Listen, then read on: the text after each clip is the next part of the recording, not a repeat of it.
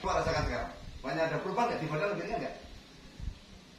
Jadi tidak membaca capek kan ya? Paling kan, alhamdulillah. Kesemutan kanan kiri, kenapa? Lebih banyak berkurang tau? Kanan kiri kan lebih berkurang tau? Kaki ya kanan kiri, kenapa? Alhamdulillah. Terus bisa kita dari terapi mandiri.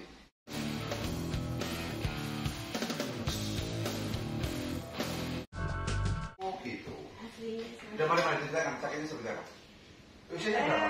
Usia 36. 36. Oke. Sakitnya seperti apa? Tangannya kebas, saya ini kan dari lahir kayak gini ya Pak. Nah, terus tangannya kebas, kakinya kebas. Ya. Kadang itu gelindingan kepala belakang. Tangannya kebas, kakinya kebas. Lebih dulu tangan kalau kaki kebasnya? Tangan duluan. Tangan duluan. Terus sumbat di atas. Terus kemudian kaki setelah itu? Kaki, tapi kadang-kadang di sini gitu, kadang hilang gitu. Kaki lebih berat kanan kiri? Awalnya? Kanan. Jadi ada sebab orang itu mengalami kebas itu ada sebab. Berarti dia mengalami sumbatan aliran darah. Karena kalau darah kita lancar, kita tidak mengalami itu. Karena itu namanya darah kotor ataupun kelebihan zat-zat metabolik di dalam tubuh kita. Kalau misalnya kolesterol naik, asam urat naik dan gitu. Orang nggak akan naik kolesterol, asam urat nggak akan naik dan lain-lain. Kalau sistem tubuhnya normal. Jadi karena pembuangan sampah itu semuanya lewat kencing. Jadi kalau kita menumpuk, maka kita akan buang sampah itu, sampah metabolik ya namanya itu, terbuang lewat kencing. Contohnya sampai minum amoxicillin ya, minum obat amoxicillin, nanti kencingnya bawa amoxicillin. Yeah. Karena itu adalah mekanisme membuang sampah.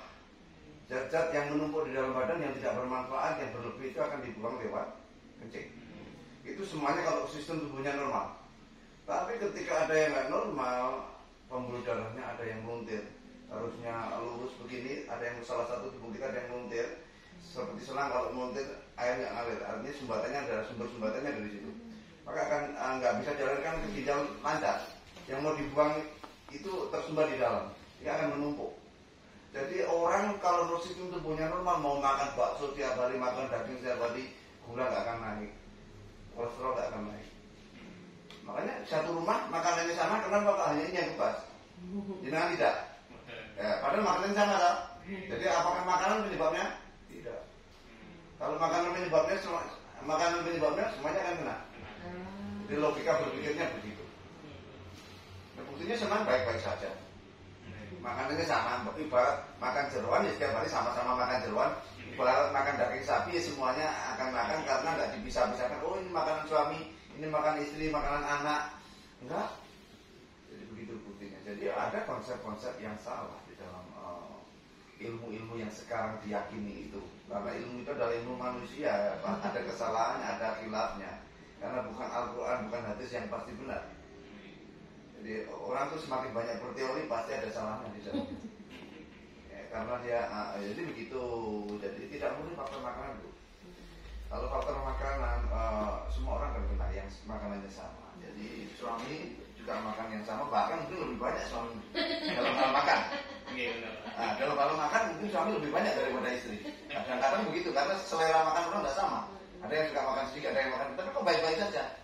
Jadi begitu Bu. Jadi salah satu sebab kenapa kita mengalami kebas itu karena sumbatan aliran darah itu menyumbat. Kalau di kebasan di tangan, dia darah kotor menyumbat di tangan. Biasanya salah satu sisi, tetapi kalau salah satu sisi yang berat, lama-lama kena dua-duanya. Lupa itu mana yang lebih dulu, tangan kanan dia dulu, mungkin yang lebih dulu kanan. Betul. Makanya kaki pun di kanan. Pada jalur kanan yang lebih tersumbat. Makanya tiba-tiba mengalami stroke pun risiko di kanan. Kurang demikian. Oh, lebih banyak kanan dulu. Iya, enggak, orang mengalami stroke kiri kanan itu bukan kebetulan. Stroke itu kan kelumpuhan separuh, gak paham tau? Jadi namanya stroke itu kelumpuhan separuh. Biasanya memang pada salah satu jalur itu dia lebih tersumbat. Maka kalau terjadi kelemahan, kelumpuhan misalnya pada jalur itu, kalau terjadi kesemutan di situ dulu, nanti kalau jalur itu akan menyebar ke sebelahnya. Jadi tidak tiba-tiba bareng dua-duanya enggak. Tapi kalau kita mau buka salah satu dulu lebih berat, soalnya dia akan menyeberang ke sebelah. Karena sampah semakin banyak dia akan menumpuk ke sebelahnya. Salah satu sisi dulu.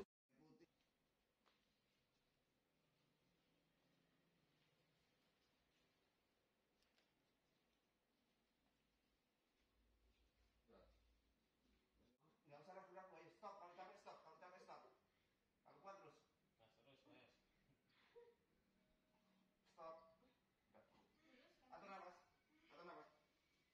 Coba rasakan sekarang. Banyak ada perubahan nggak di badan begini nggak?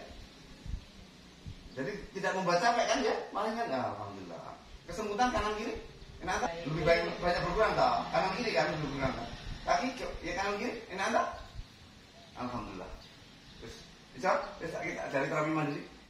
Demikian setiap hari kami mencarikan teknik-teknik terapi penyembuhan cepat untuk banyak penyakit, sehingga ketika suatu penyakit diterapi dengan cara yang benar maka dia akan segera sembuh.